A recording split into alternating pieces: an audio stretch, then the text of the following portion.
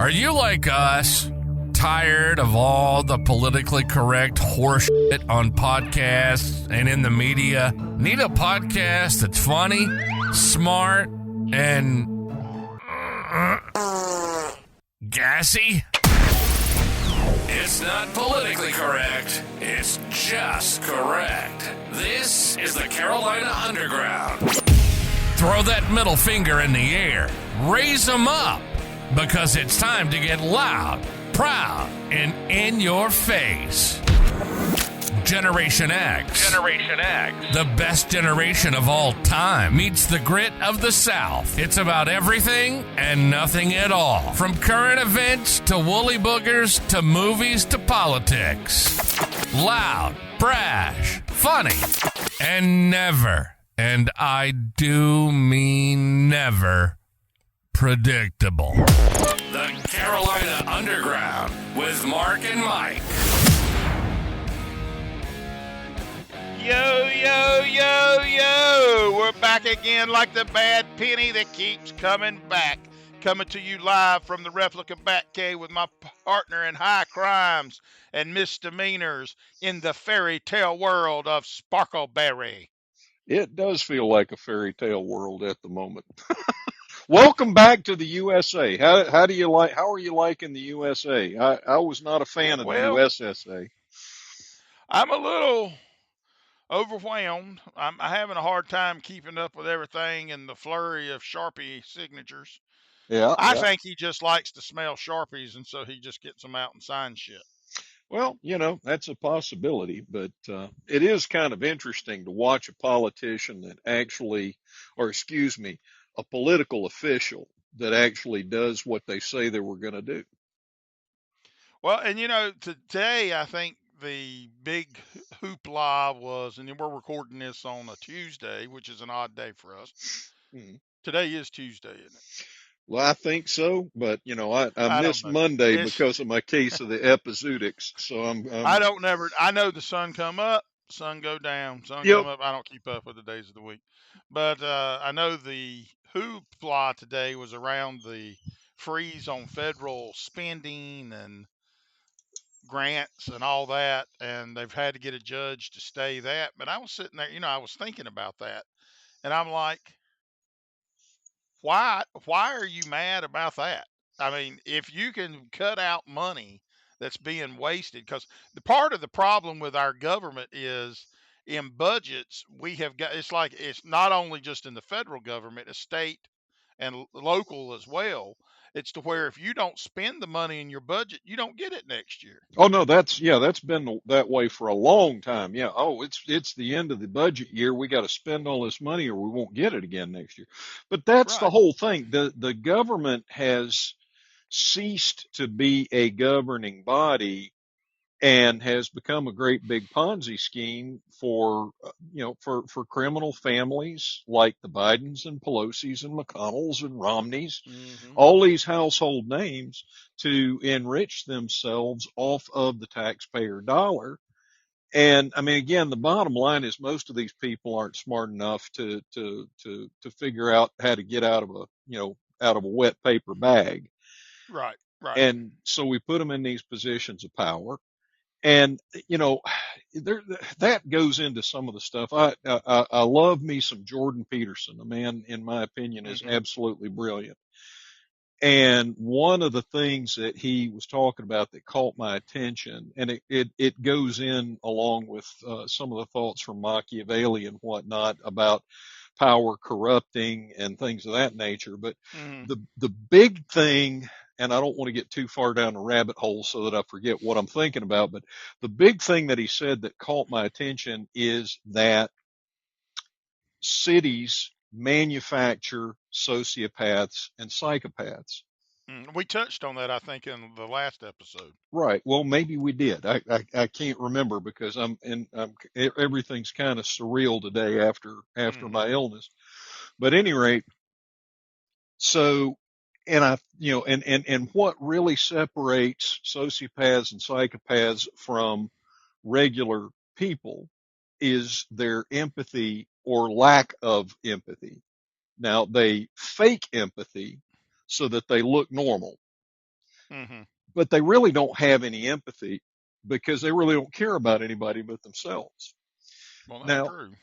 and I thought about that, and that, the whole basis of his theory, or what I took from it, is that human beings are designed to operate in a tribe of a couple hundred people.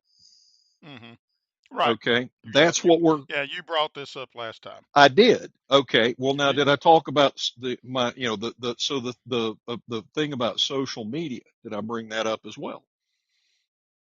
I don't know. Because, We tend to get on soapboxes from time to time.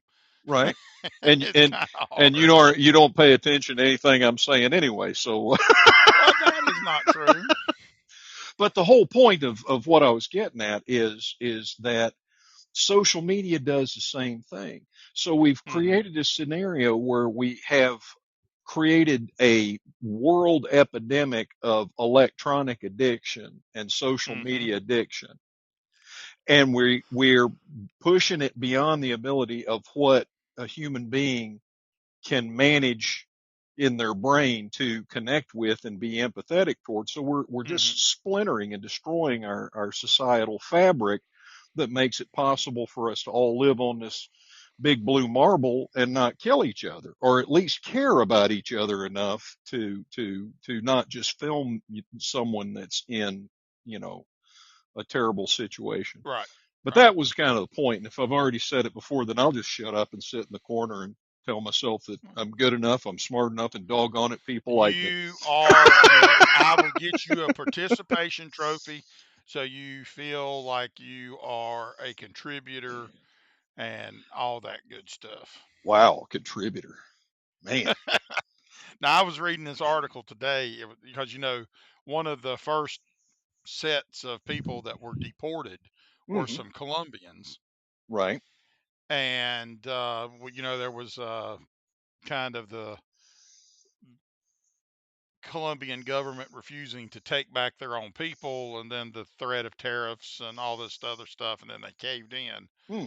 Which otherwise, did you think any other way? But some of the deported Colombian migrants have been claiming that they felt humiliated by the treatment for being handcuffed and in shackles. Well, you know what? That's what happens in most places when you break the law. Yep, that is the case. Again, I go back to when they were getting on Tom Holman about separating children from their parents. Mm-hmm. In my own personal experience, my ex-wife had some run-ins with the law, and she Mm-hmm. was very much separated from her children. Yep. Now, thank goodness I was there, and I was not doing anything that was going to get me taken away from my kids under the law. So, it all worked out. Did So, Did you see the article or the news story about the Haitian migrant that was arrested to get be deported?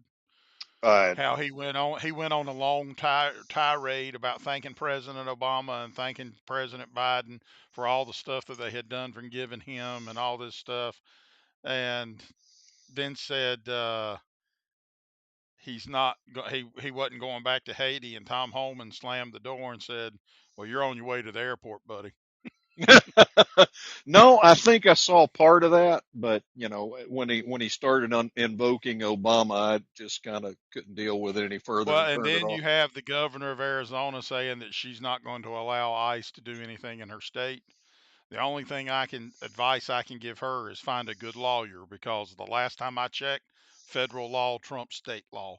Y'all keep harping on that when we talk about states' rights. Well, but the thing of the matter is, here's the point. How ignorant are these people that they did not? I mean, Trump not is the first Republican president since probably Nixon that won the popular vote. I don't know Right. who the last George Republican W. was. Bush. Oh, W did? Well, now that's W, impressive. not his first one, but the second one. He won the popular vote in his second one, Well, but I believe. how ignorant do you have to be No, so and again, that goes back to the thing that Peterson, one of the things that Peterson was talking about. When you get to a certain level, you stop listening to anybody with a contrary opinion to your own. And you and I have Mm-hmm. lived through that. You and I have seen that in many cases. Oh People, yeah, and I deal with that on a daily basis. yeah. And now you can get away with that to a certain extent, but when you're in process of giving away resources that one group of people have earned to another group of people, and that group of people you're taking the resources from says, don't do that anymore, and you continue to push to take the resources away. But, back to again, your opening. So most of the taxpayer, well, I won't say most, but a significant portion of taxpayer dollars are going to non-government organizations that are Mm-hmm. populated with a bunch of people that nobody voted for. Okay, I mean, Right. again, tunnel to towers and home title lock insurance are the two that now Tunnel to Towers, absolutely magnificent organization in my opinion. But the fact of the matter is, that's what the federal government is supposed to be doing to the people that are injured or hurt in the service of this country, is making sure that they can live the life that they would have lived before they got their legs blown off or whatever. Mm-hmm. And then this home title lock insurance, that should not be a thing at all, because the government the government is the ones that are creating and maintaining these records.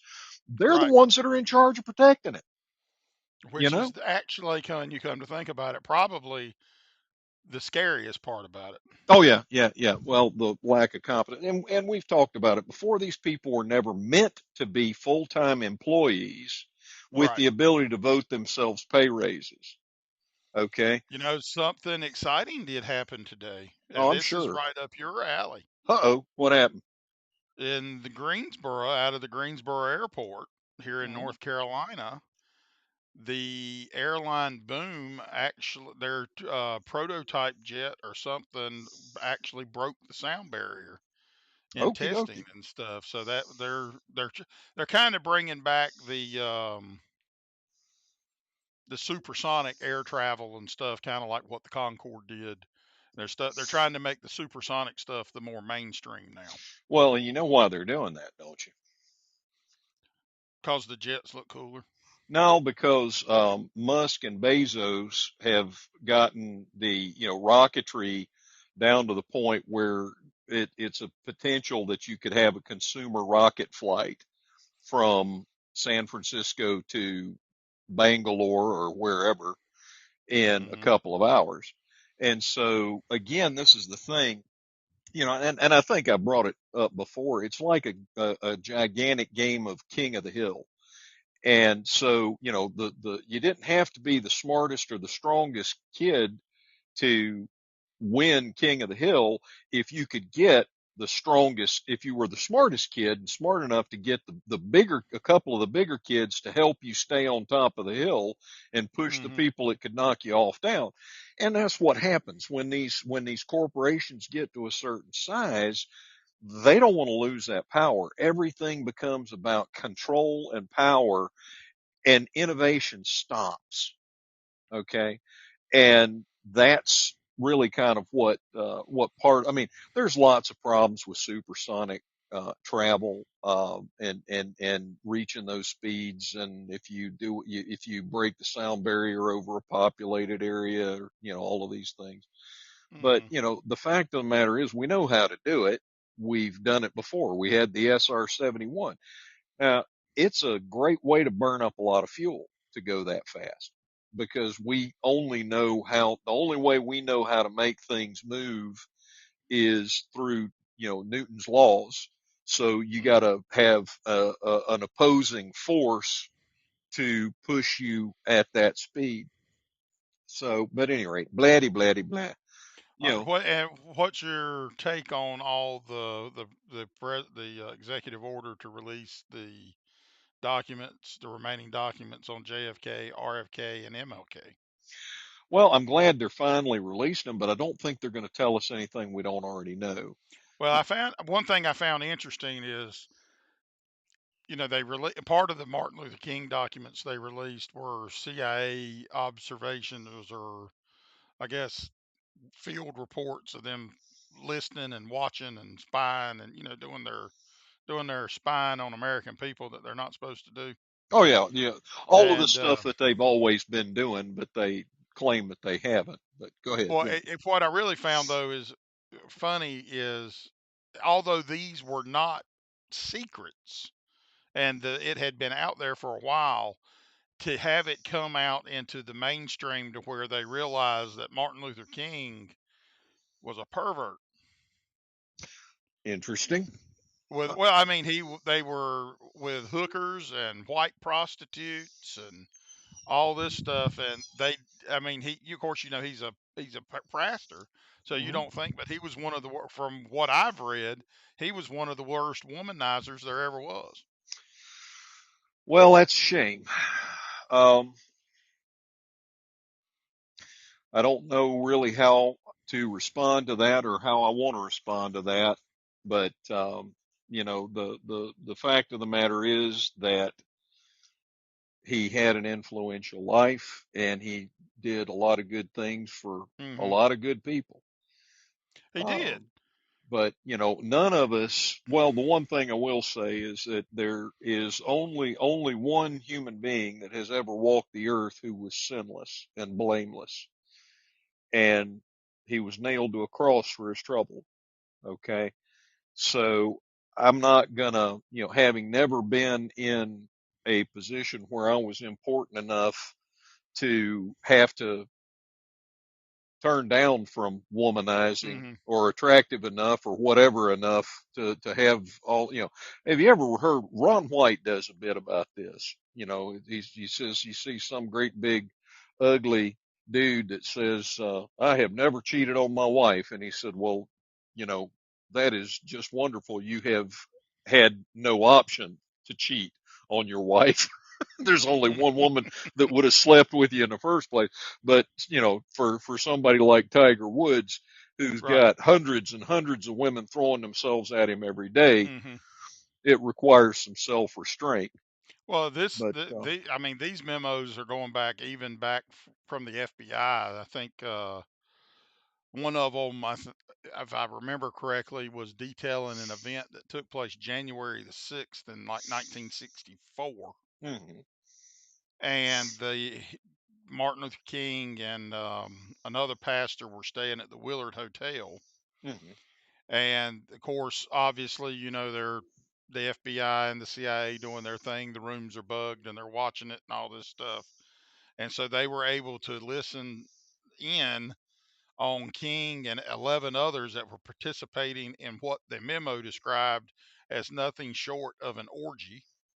There is mm. also details that have come out, and these were actually in the public record before uh, the presidential order to release it. This was actually had some of this was investigated by David Garrow, who was a Pulitzer Prize winning biographer of Martin Luther King Jr. Mm-hmm, back in 2019, talking about there was the possibility that he had raped one, had a child out of wedlock, and it's interesting to see. I don't know. I think now it does more damage to his legacy now because he has been thrust so high on a pedestal.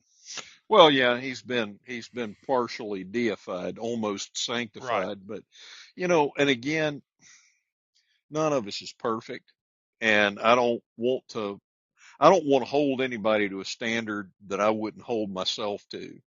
Right. Now, I haven't ever cheated on anybody, but like I said, I can't tell you how many opportunities I've had that I wasn't aware of because any rate, I'm not real good at figuring out what the female of the species has any interest in myself.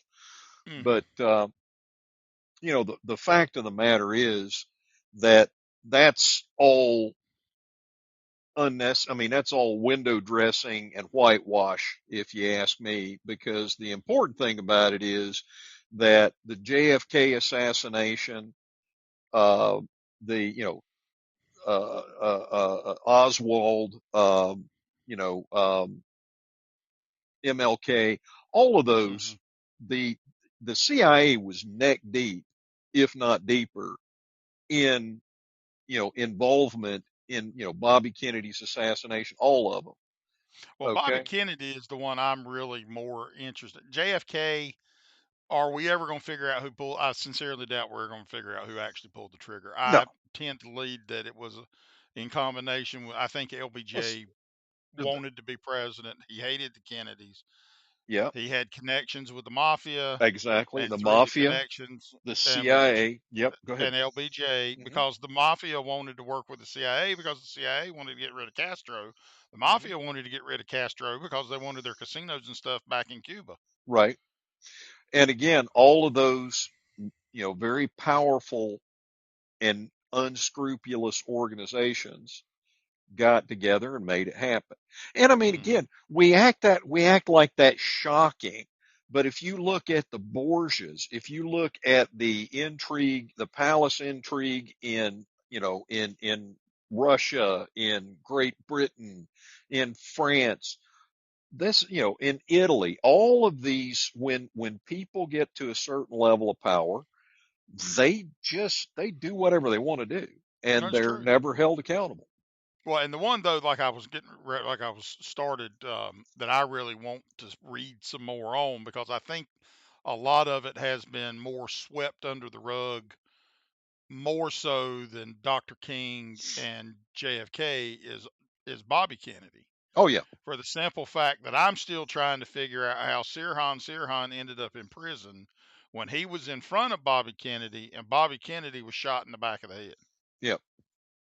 Well, again, it's, and unless you are actually a witness and eyewitness to the facts, you'll never know for sure. Well, But that's true. you Well, and know that they and were that's behind it. another thing though, Mhm. is eyewitness testimony sometimes is some of the most unreliable testimony you can have Oh, absolutely. because of the defense mechanisms in the brain. Oh yeah, absolutely. Yep. And that was, yeah, I was reading a little article about a college professor that had, he was standing at the beginning of his lecture, and Hmm. men burst into the room with firearms, and he screamed, "Oh crap," and ran out the back door, and they chased him. And, it was a big hoopla and a big ruckus. And then he came back in, told them it was all staged, and asked them, everybody in the room, to write a description of of the events they saw. And they Hmm. were wildly off. I mean, some people said that they were wearing white shirts and masks, and other people said, I mean, Hmm. it, it, we're very unreliable as far as eyewitness testimony goes to support you, and there's been a lot of study on that. But again, the fact of the matter is, we can all do better as human beings than than we do. We can all be nicer to one another. We can all be more cooperative with one another. But there's a lot of people out there that abuse the privilege of being jerks. I mean, they just really do. And for some reason, those people seem to cluster together and wind up in positions of power. Well, that's what they say: birds of a feather flock together. Oh yeah. Well, I mean, again, that was I Because was. if you're shady, right, Hmm. Hmm. and you get in a position to where you can use your shadiness to enrich you, Oh yeah. and somebody else is shady, y'all are going to be shady together and try Oh to yeah. enrich each other. Hmm. So I mean, it's a never-ending, perpetual cycle. And Well. while Donald Trump is wearing out Sharpies Hmm. doing these executive orders, I mean, I'm optimistically waiting to see if it does actually have a long-term effect on actually changing the government, the way the government operates, or is it just going to be they're going to do what they did last time and kind of enduring for 4 years and then snap right back to the way it was once he's out of office. Well, they're already doing that, and that's exactly what they're attempting to do. Okay, so again, it's because once the pressure is off of everybody from from the high gas prices, high food prices, just general misery that we endured, because we endured that misery under Obama. The Obama Hmm. administration was absolutely miserable for anybody that was trying to earn a living legally. Hey, Okay, I'll tell you this, and I might get some flack for this, but tell me. I stand by my opinion. All right. Barack Obama was a worse president than Joe Biden. Yeah, he was the same president as Joe Biden. He talked about how if he could figure out a way to have a puppet in the office that he could call the shots, that was what he wanted to do after he finished his second term. And that And he did it. he did. And it was supposed to be Hillary Clinton, but she was a sufficient abomination and complete utter failure as a human being that she didn't make it.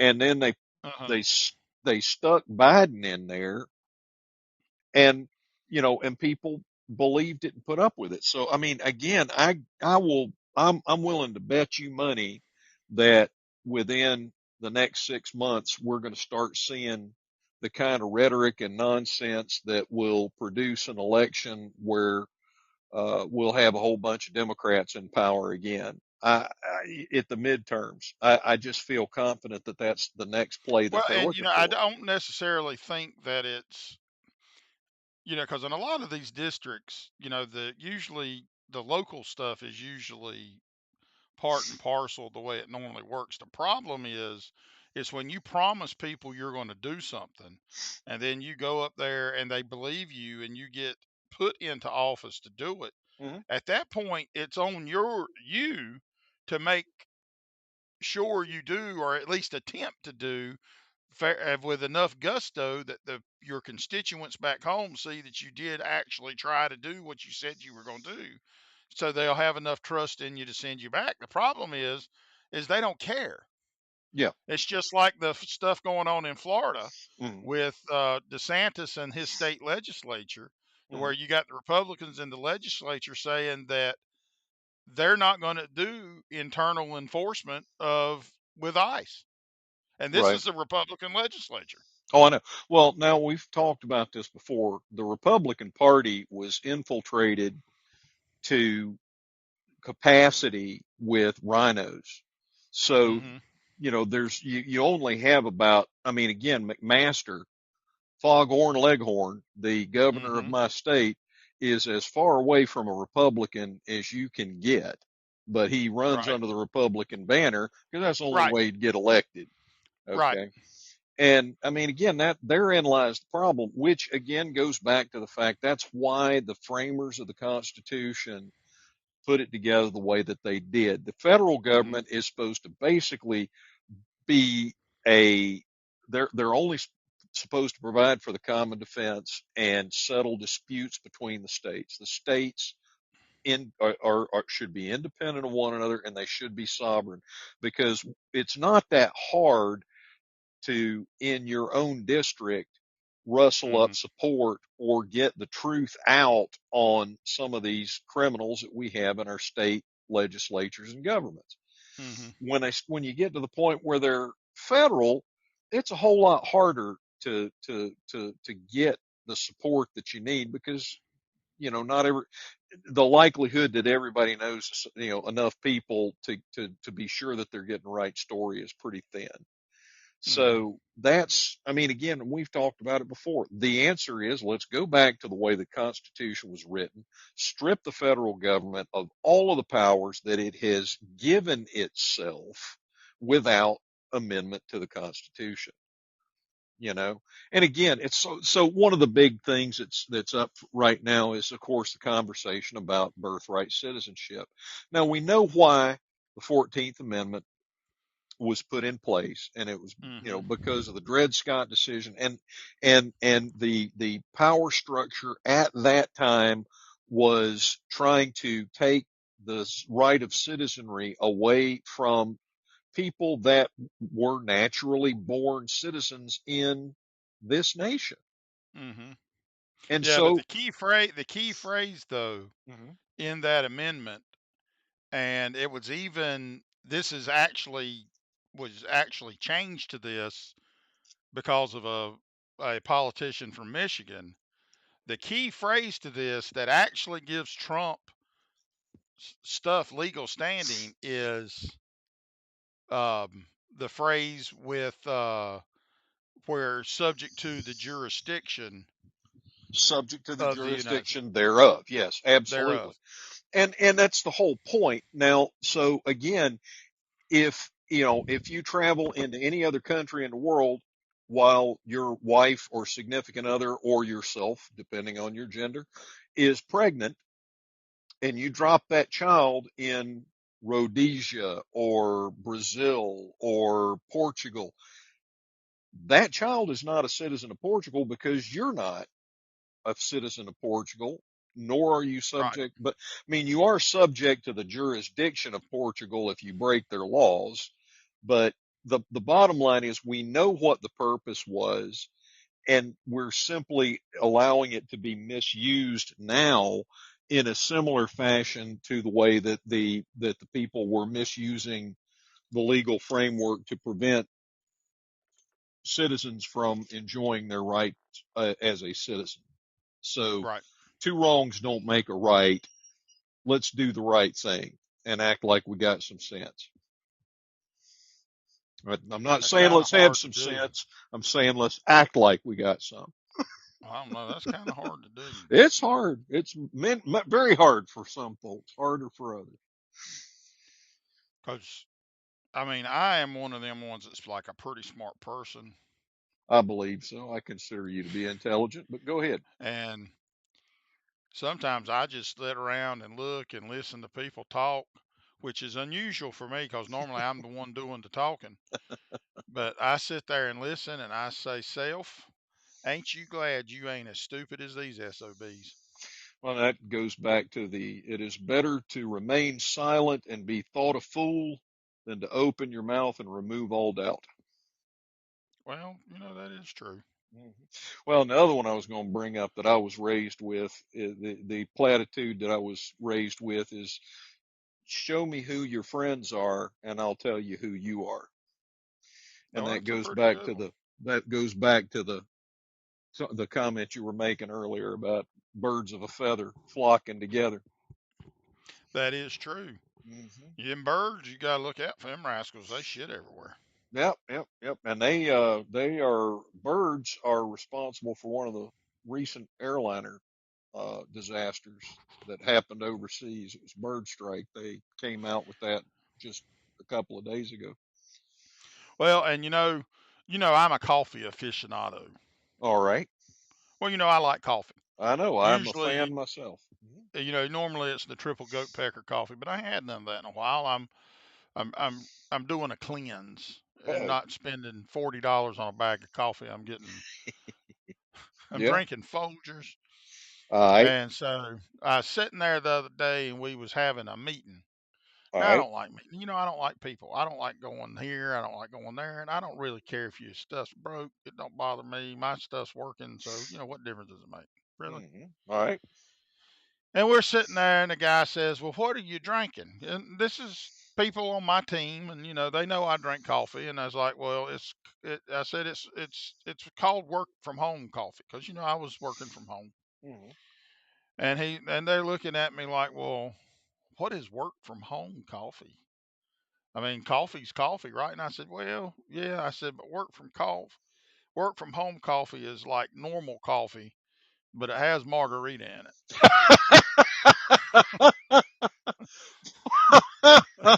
Now, interestingly enough, all right, so of course, my girlfriend is Costa Rican and coffee is Costa Rican. big Yep. in Costa Rica. Big in Costa Rica. Big, big in Costa Rica. Well, you know Great what? coffee. Oh, One yeah. of my favorite coffee blends or is Costa Rican coffee. It is. I love it more than Colombian Oh, yeah. and anything. Well, it's part of that's because they use Arabica beans instead of Robusta, so it's a more flavorful and less bitter blend in a lot of And cases. you know what? They're really not beans; they're cherries. Fair enough. Absolutely. And a lot of Well, I mean people will, that just popped up in my head, and I got all kinds of useless information like that. well, and and there are people that drink these coffee cherries after they have popped out of a weasel's butt. So Kopi Luwak, $487 an ounce. unbelievably enough. Now, but the thing that, and I may have mentioned this before too, the thing that really shocked the daylights out of me is I was at a Costa Rican birthday party, and these Okay. folks had never come across Bailey's. So they were completely Huh. unfamiliar with the concept of an Irish coffee, which I proceeded to introduce them to, and I think Lord, you are a bad influence. I've probably started an international Well, now incident. wait a minute. Were you in Costa Rica? No, not initially, but I did the same thing in Costa Rica when I got down I'm there gonna last say, time. because if you keep doing that down there, they ain't gonna invite you to come back. They ain't gonna let you back in down there. Well, They gonna get one of them round rocks and they gonna put your ass under it. they did search me and my baggage 4 times on the way Uh huh. back. Uh huh. I may have caused an See. international incident. I'm not sure. All right, Well, I moving can tell on. you this. I know for a fact. Back, used to you could get by with a lot more stuff than you can now. It's just, Yeah, yeah, you can. And who I you went, and telling? you and I went to the same university. Yes, we did. Hmm. We had a good time, although we were there at different times. Were there, I think we may have been there some at the same time. We just kind of were at different paths. Didn't know you then, Yeah. and so spring break is always a big thing. But where we were at, there's bikinis year round, so it's not kind of a big thing to like go somewhere. Hmm. So we on spring break we would stay, but we decided, my roommates and I decided in one year we were go at Christmas, because you're on Christmas break. You got several weeks before your actual Christmas then, because then you had like you went like a week in December and the rest of it was Christmas break, right? Right. So we got the bright idea that spring break we were going to stay in Gainesville, Hmm. and Christmas break we were going to go to Cancun or Puerto Vallarta or somewhere, or All right. Acapulco. Hmm. And then we were going to come back. We weren't going to tell our parents, but we were going to come back and then go home for Christmas, and they wouldn't have been the wiser. All right. Well, we made it down there, and let's just say the rules in airports were nowhere near as stringent as they are now. Okay. Yep. And we had hit the duty free shop in the With a airport vengeance. Hmm. with a vengeance. Hmm. Some of Mexico's finest, the stuff with the real worm, baby. Let me Uh-oh. just tell you. Hmm. And it's to this day, I can smell it, and I have to go to the bathroom and throw up. Yep. Hmm. Well, we was on airplanes. We knew how to fly. We had airplanes back in, Hmm. and we was flying back, and we were partaking in. I mean, it's Christmas, right? Hmm. Everybody's supposed to be in a joyful mood, everything, and we was trying to liven things up. Uh-huh. So we started singing Christmas carols, and there's 5 of us, and we Hmm. a little loud, Hmm.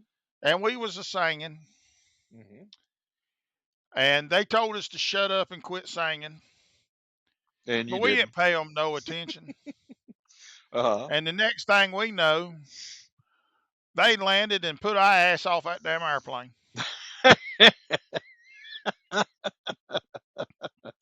I am so not surprised. It surprised me. I'm sure it did. Well, and the funny part is I vaguely remember them warning us that if we didn't shut up, they was going to put us off this airplane. Yeah, yeah, yeah. I can see that. And Hmm. my roommate, he was from New Jersey.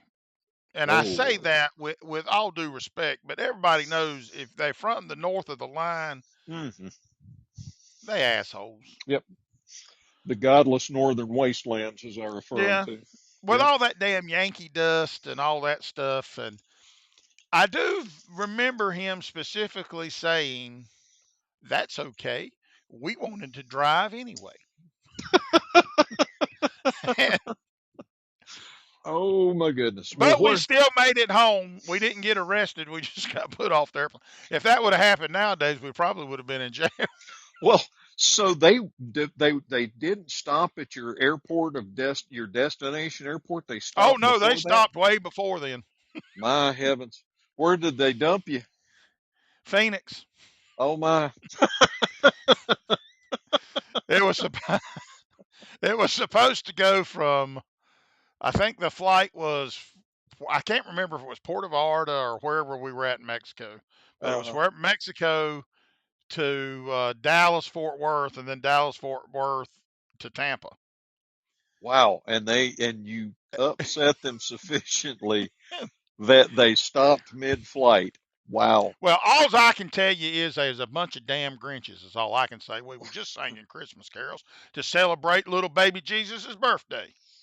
You know, I probably should have told that story at Christmas, yeah. but I really wasn't.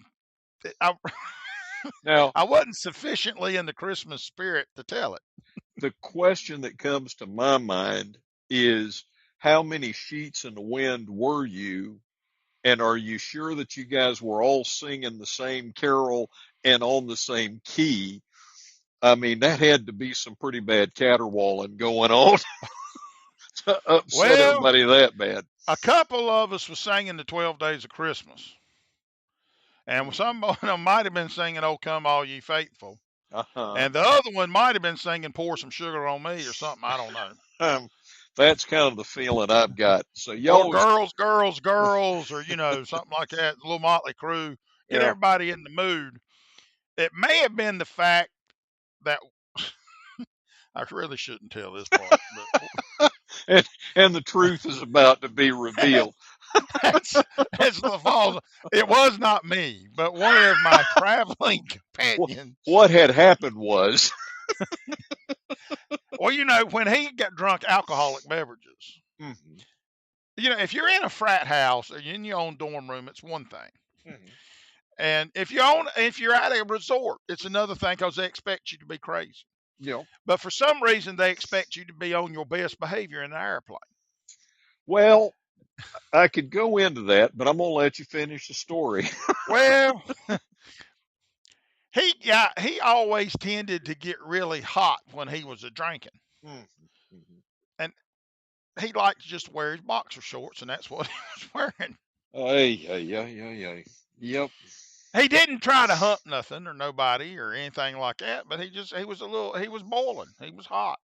And they wouldn't turn the air conditioning on. So, yeah, I think there was a little more than just singing to the reason y'all got put off the airplane. And I mean, imagine they said we didn't sound good. Me, a vibrato. Look at that, the voice of an angel. Yeah, but I don't know what's happening to that angel, and I'm pretty sure I don't want to know. Well, now I want a cup of coffee. I can understand that. You might need you know what? A little bit of liquor in it. That's right. We're going to do that because we're at the end of our time today. And I don't know. I'm pretty sure I don't know, and I'm afraid to ask what's next. That is the snout to the curly tail. And if at any point y'all didn't want to hear them Christmas stories or them Christmas music while we were flying back from Mexico trying to make your holiday season better, y'all can just kiss my supercalifragilistic, Kissmyassadocious. And we gone. Have a good evening. All right, you crazy bunch of motherfuckers. Wait, can we say mother? Anyway, you've been listening to the Carolina Underground. It isn't politically correct, it's just correct. Our motto is, if you can't go balls deep, don't go at all. Actually, that's not our motto, and I'm sorry, I don't even know what that meant. All right, we gotta go. We hope you enjoyed the show. And if you didn't, we hope it really pissed you off. Follow us on Twitter at Carolina UNDGRND. Underground, get it? Or drop us an email at Carolina UNDGRND. Get it? At northstate.net. We want to hear from you. Y'all be cool. See you next time on Carolina Underground.